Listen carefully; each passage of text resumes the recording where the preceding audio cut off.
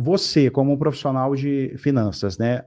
Se você é contratado, né, para poder analisar uma empresa, né? E então o cara pede, cara, vamos olhar aqui, por onde que você começa? Quais são, né, os gargalos que você olha para ver como que esse negócio está operando? Certo. Bom, a primeira coisa, Túlio, é ver se a empresa... Primeira coisa, você vai dar uma olhada para ver se a empresa tem dinheiro ou não. Como que está a conta corrente da empresa? Essa é a primeira questão. Se você chegar lá e a conta corrente estiver muito apertada ou negativa, você já liga um sinal de alerta. Por quê? Porque nenhuma empresa pode chegar nesse ponto a nível ideal, tá? Mas, a nível de análise, a primeira coisa que você vai analisar numa empresa, pelo menos o que a gente faz aqui, é resultado. Resultado da empresa. Empresas foram feitas para darem lucro, tá? A não ser que você tenha uma empresa com fins não lucrativos, em ocasião especial, tá?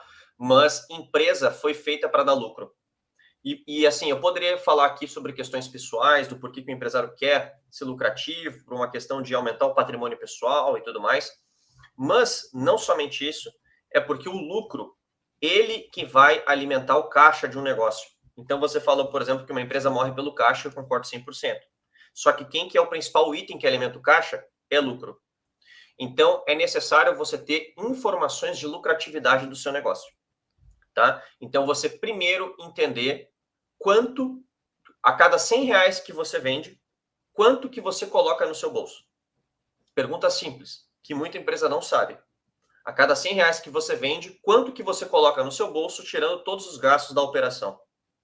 Essa é a primeira questão que você precisa saber. E principalmente se tratando no meio agro, tá? Muitas vezes, e é claro, vai depender da cultura, vai depender do, digamos, da área da empresa, de forma específica, do produto, enfim.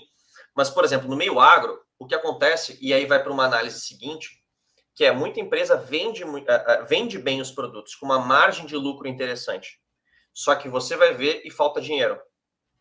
Porque daí é necessário ter outro tipo de análise, que é uma análise o quê? De liquidez, e aí que é uma coisa que vai influenciar no seu capital de giro.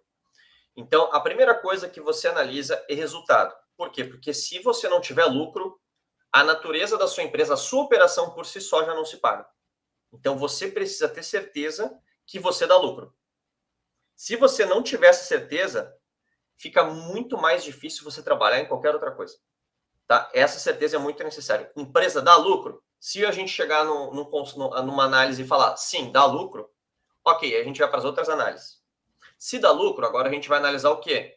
Talvez, aí depende muito também do momento da empresa, mas, por exemplo, a gente vai analisar quando você vende, em quanto tempo você recebe. Ah, eu recebo em 300 dias, como muitas vezes é no agro. Em 300 dias, 360 dias, um ano depois, 180 dias. Ok, você comprou, pagou pelo produto, digamos, tá? Vendeu e vai demorar 300 dias para receber. Como que você se financia até lá? Como que é o momento de espera até lá? Ou seja, daí você começa um trabalho que o meio agro, ele é super específico sobre isso, que é uma questão que é uma complexidade particular do segmento, que é a gestão de fluxo de caixa de capital de giro. Então aí, em geral, agora falando só do meio agro, tá? Você precisa analisar o resultado para ver se a empresa dá lucro, depois se faz uma análise de caixa por uma gestão de capital de giro, tá? Então, para ver como é que a empresa se comporta, se a empresa passa por apertos em alguns momentos do ano, o quão graves são esses apertos, como que a gente pode fazer para mudar isso, tá? Enfim, aí vem outras análises seguintes, como, por exemplo, uma análise de liquidez da empresa, para ver o quanto que ela tem em caixa frente ao quanto que ela faz os pagamentos, uma análise de endividamento, para ver o quanto de dívida total ela tem, e aqui a análise de endividamento, a gente pode segmentar em algumas coisas, tá? Então, porque Isso que eu ia te perguntar sobre essa questão de análise de endividamentos. Até quanto, né, vamos dizer assim, que a empresa ela ainda é uma empresa saudável, né? Até qual endividamento? Porque no agronegócio você pega, né, rotineiramente, né, anualmente, créditos, né, de custeio, né, para você girar aquela safra, para você implementar aquela safra.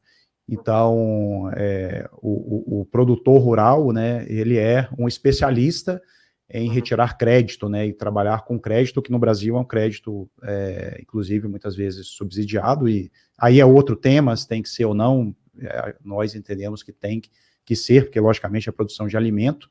Sim. E estamos falando de um setor, né, que lida com clima, então você tem percas, né, por uma questão climática constantemente, mas se a gente pudesse pensar em qual que é o percentual de endividamento, né, que essa empresa tem, que ainda ela está dentro de uma zona saudável. Dá para falar um pouco sobre isso? Assim, dá para falar um número?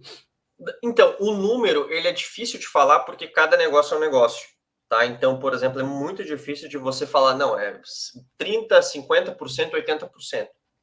Só que, em geral, quando a gente fala análise de endividamento, eu gosto de associar endividamento com risco, tá? Por quê? Porque uma empresa endividada não significa que é uma empresa que vai quebrar, tá? Isso precisa ficar muito claro.